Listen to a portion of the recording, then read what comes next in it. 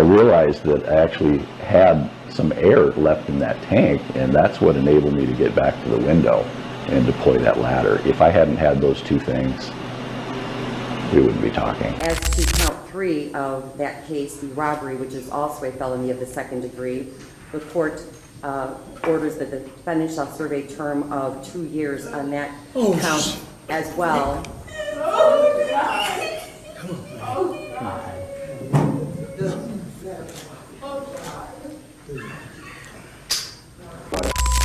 They have beautiful homes and beautiful cars and golf courses. I'm walking down the street while all these rich people are walking around buying jewelry and they're having their good life and all this stuff and wouldn't give a rat's about me.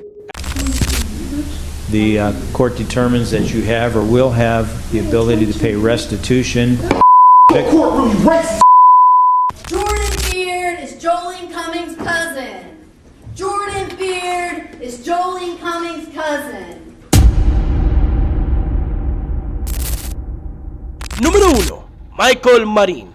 Michael Marin, un ex banquero de Wall Street, se encontraba en medio de un juicio en Arizona en 2008, acusado de incendio provocado. La historia de Marin es un relato de riqueza, deuda, desesperación y finalmente tragedia. Con una mansión valorada en $3.5 millones, Marin se vio atrapado en una situación financiera insostenible cuando no pudo cumplir con los pagos de la hipoteca. En un intento desesperado por deshacerse de su carga financiera, decidió ponerla en venta en una subasta. Sin embargo, cuando ninguna oferta se presentó, Marin tomó una decisión que cambiaría su vida para siempre: incendiar la casa. El incendio fue un acto deliberado, planeado meticulosamente por Marin, con una escalera y equipo de buceo como sus únicas herramientas de escape. Provocó las llamas y luego se abrió paso fuera de la casa en llamas. Su escape fue tan espectacular como dramático, con Marin recreando la hazaña una vez más desde su cama de hospital después del evento.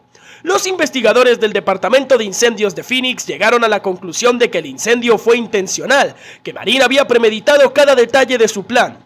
El destino de Marin tomó un giro más oscuro cuando fue arrestado y posteriormente encontrado culpable de incendio provocado. La sentencia de 21 años en prisión parecía ser el final de su historia, pero Marin tenía otros planes.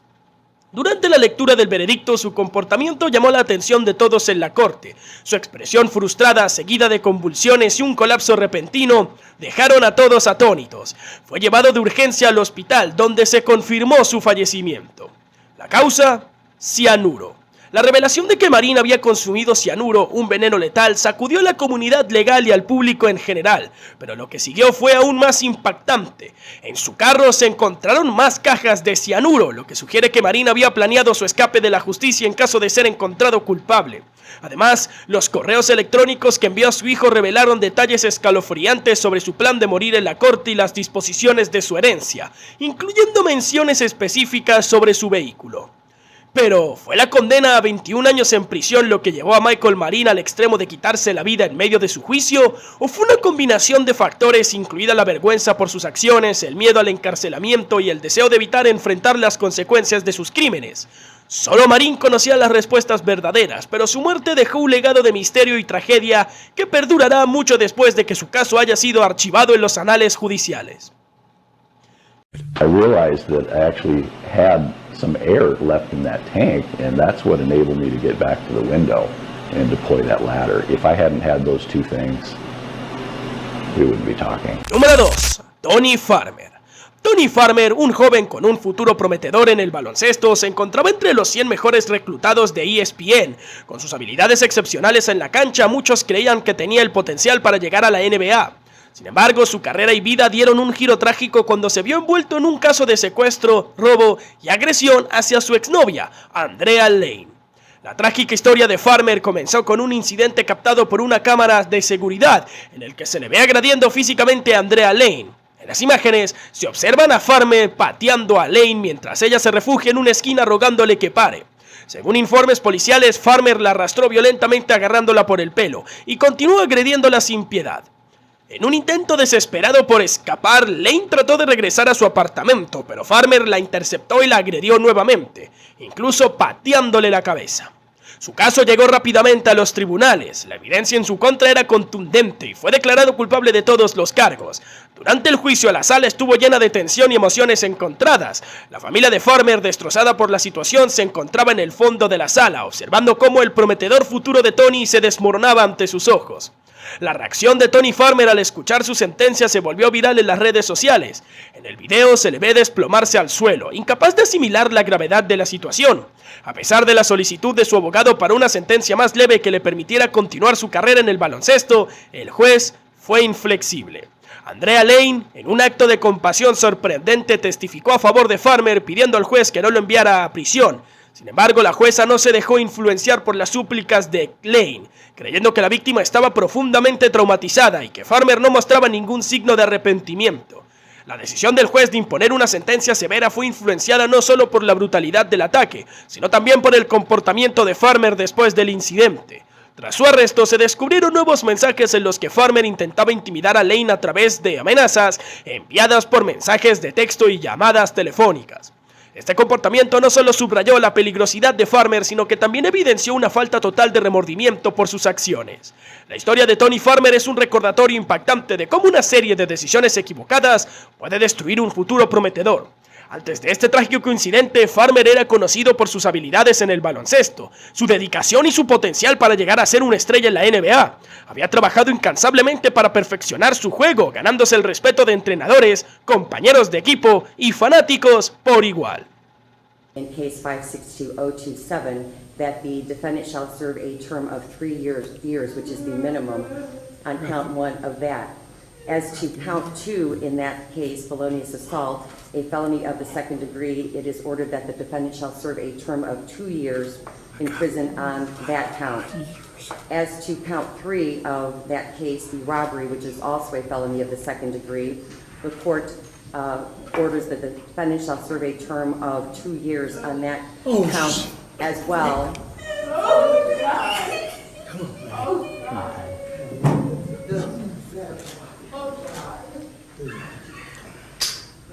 Número 3.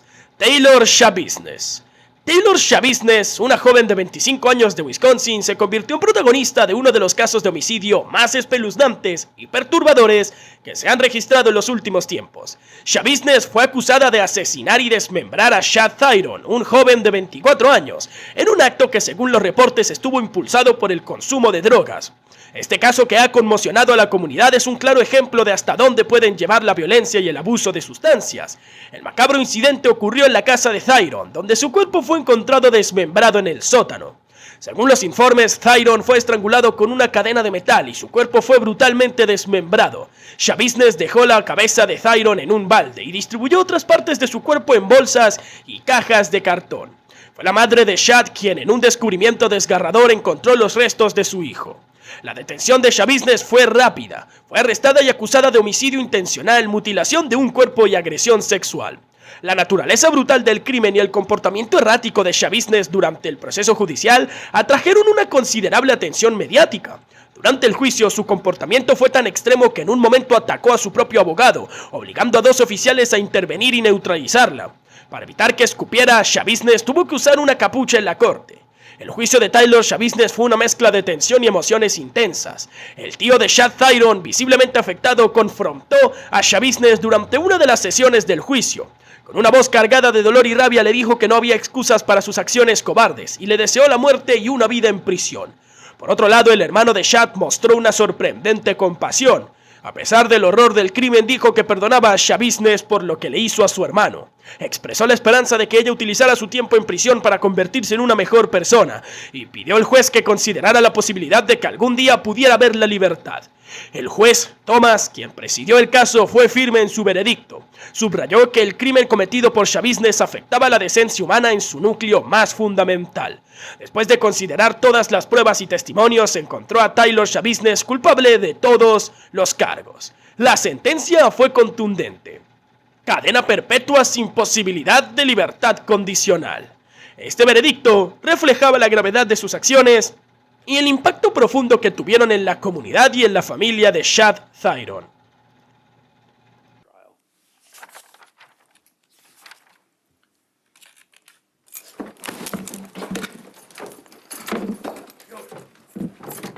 Stop it. Stop it.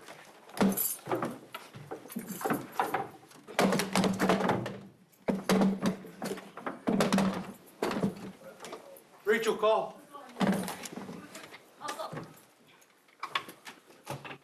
Número 4. Derek Chauvin. El caso de Derek Chauvin, un exoficial de policía de Minneapolis, se ha convertido en uno de los más emblemáticos y controvertidos en la historia reciente de Estados Unidos.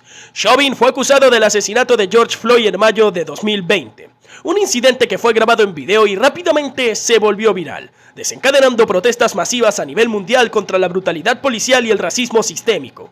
La trágica muerte de George Floyd ocurrió el 25 de mayo de 2020 cuando Chauvin, junto con otros 3 oficiales, intentó arrestar a Floyd por supuestamente usar un billete falsificado de $20 en una tienda local. Durante el arresto, Chauvin inmovilizó a Floyd colocando su rodilla sobre el cuello de Floyd, una posición que mantuvo durante más de 9 minutos, a pesar de las súplicas de Floyd diciendo «no puedo respirar». Este angustioso momento fue captado en video por transeúntes y se difundió rápidamente, provocando una ola de indignación y protestas en todo el mundo. El video mostró a Floyd perder la conciencia y quedar inmóvil mientras Chauvin continuaba aplicando presión sobre su cuello, incluso después de que los paramédicos llegaron al lugar. La indiferencia mostrada por Chauvin durante el incidente junto con las súplicas desesperadas de Floyd generaron un amplio repudio y llevaron a manifestaciones masivas, no solo en Estados Unidos, sino también en diversos países, en solidaridad con el movimiento Black Lives Matter. El juicio de Derek Chauvin comenzó en marzo de 2021 y fue seguido por cerca de millones de personas. Durante el juicio, la defensa de Chauvin argumentó que Floyd había muerto debido a problemas de salud preexistentes y al uso de drogas, sugiriendo que estos factores, más que la presión ejercida por Chauvin, fueron la causa de su muerte.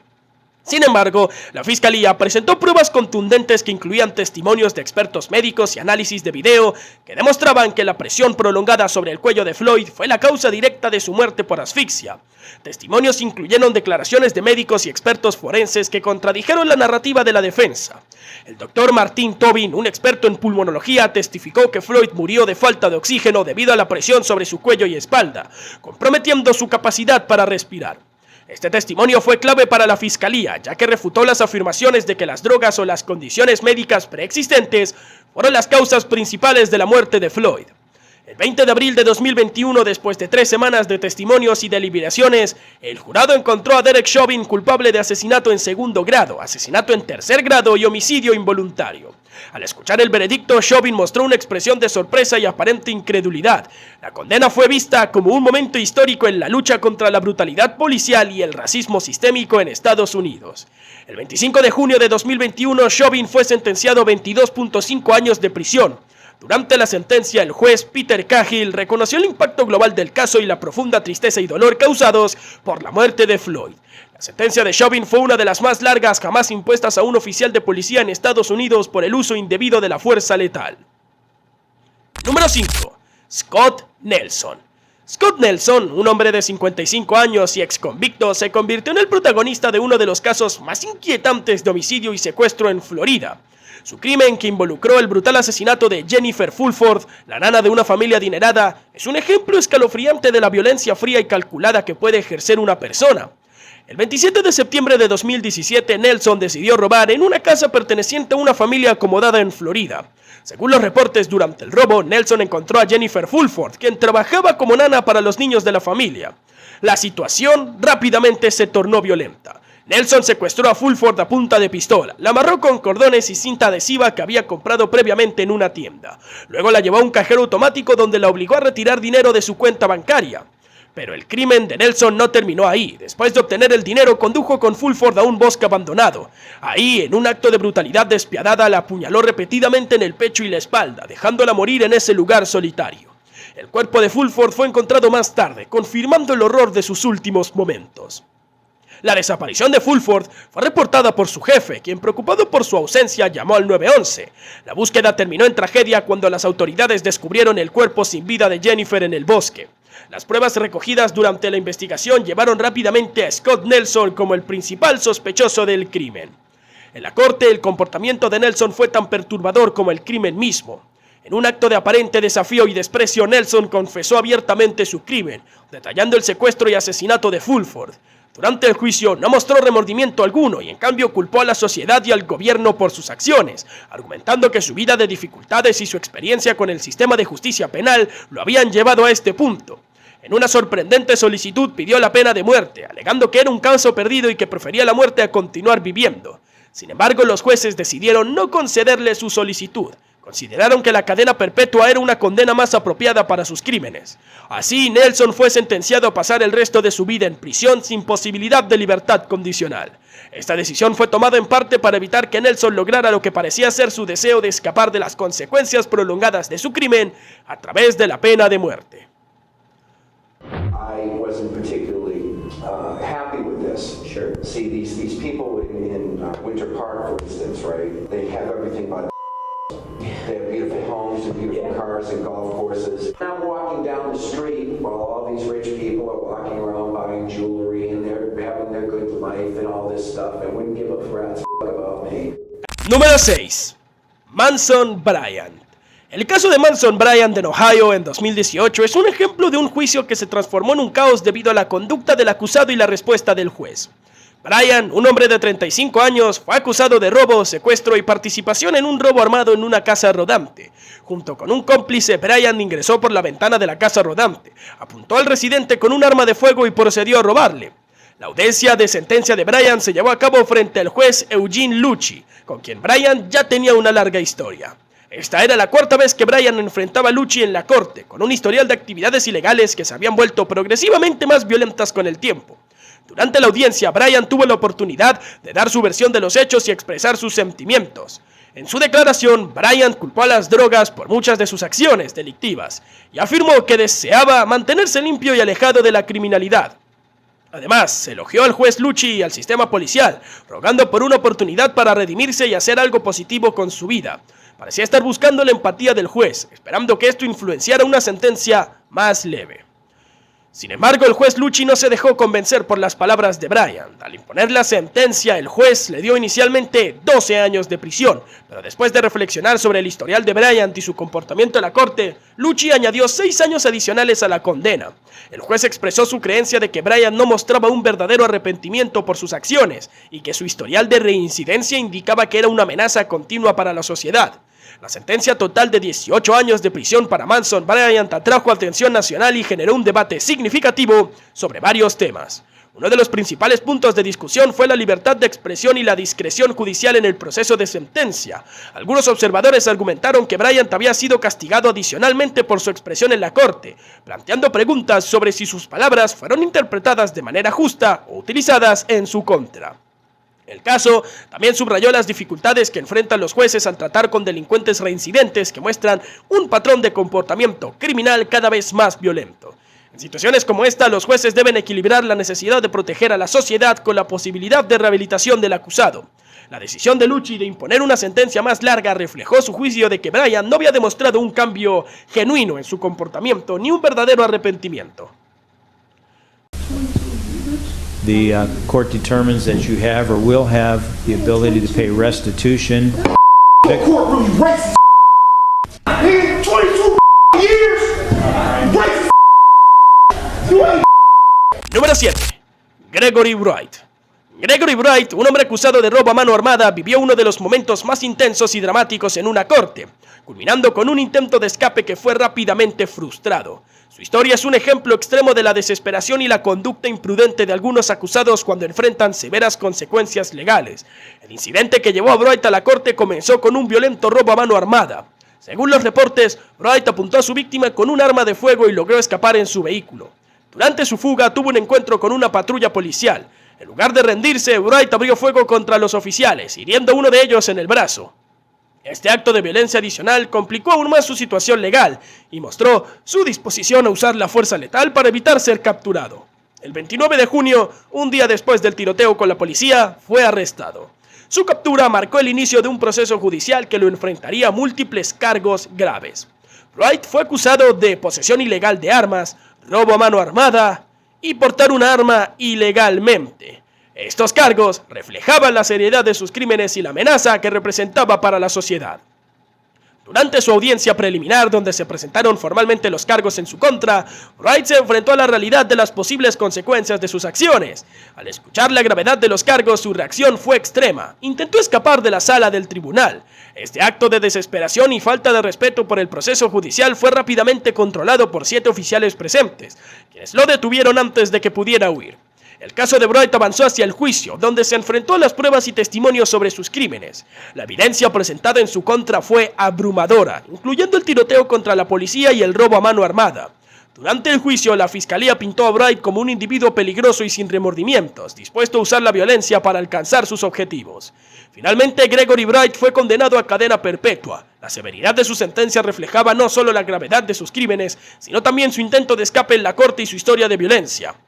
La cadena perpetua aseguraba que Bright no tendría la oportunidad de volver a amenazar a la sociedad, manteniéndolo encarcelado por el resto de su vida.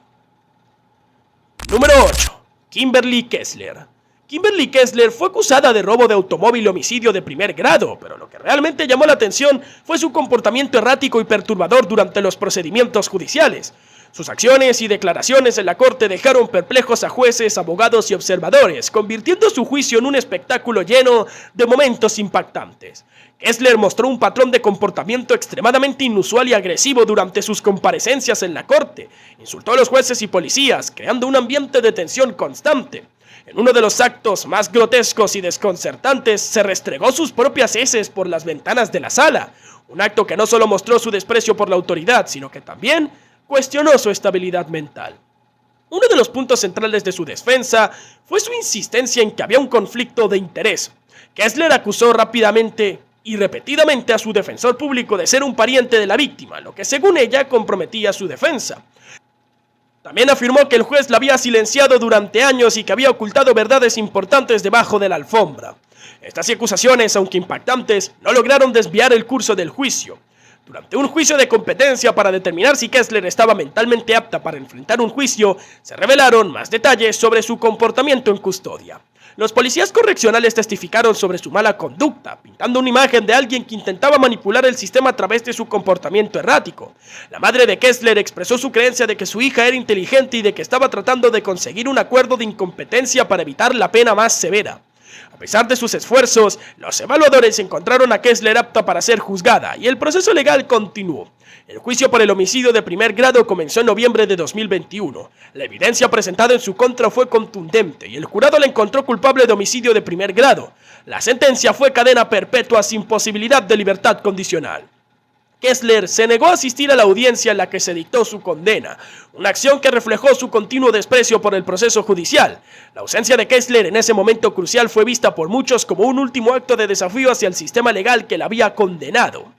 En una entrevista, el esposo de Kessler la describió como una mujer loca a la que le encantaba jugar juegos mentales. Sus palabras añadieron una capa más de complejidad a la percepción pública de Kessler, presentándola como alguien que no solo era peligrosa, sino también manipuladora y mentalmente inestable. El testimonio de la víctima, que habló sobre lo difícil que habían sido los últimos años sin su hijo, añadió una dimensión emocional al juicio. La pérdida y el dolor de la familia de la víctima fueron palpables, subrayando la gravedad del crimen de Kessler y el impacto devastador en aquellos que quedaron atrás. El sheriff del condado expresó su creencia de que este no era el primer homicidio cometido por Kessler, sugiriendo que podría haber otras víctimas no descubiertas. Esta declaración añadió una inquietante sombra sobre su historial, insinuando que su culpabilidad en este caso podría ser solo la punta del iceberg. El juicio de Kessler estuvo lleno de rabia, molestias y comportamientos erráticos que contrastaban con la solemnidad típica de los procedimientos judiciales. Su caso se convirtió en un ejemplo extremo de cómo el comportamiento del acusado puede influir en la percepción pública y complicar el proceso judicial. Sin embargo, a pesar de sus esfuerzos por desviar y manipular el sistema, la justicia prevaleció y Kessler fue sentenciada a cadena perpetua, asegurando que no tendría la oportunidad de causar más daño.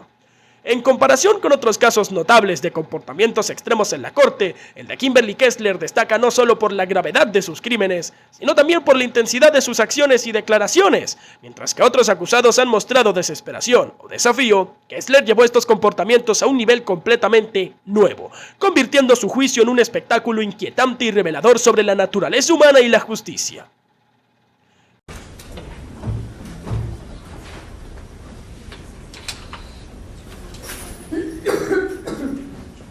Jordan Beard is Jolene Cummings' cousin. Jordan Beard is Jolene Cummings' cousin. Ms. Kessler, Jordan Beard is Jolene Cummings' cousin. are you going to persist in this? Jordan Beard is Jolene Cummings' cousin. Deputy, please drop her, take her down the hall. There's a video monitor examination.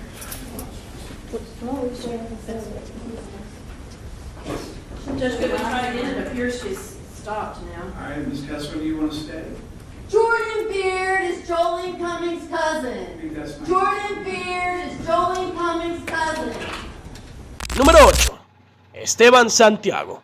El caso de Esteban Santiago es un ejemplo impactante de un tiroteo masivo perpetrado en el aeropuerto de Fort Lauderdale en 2017.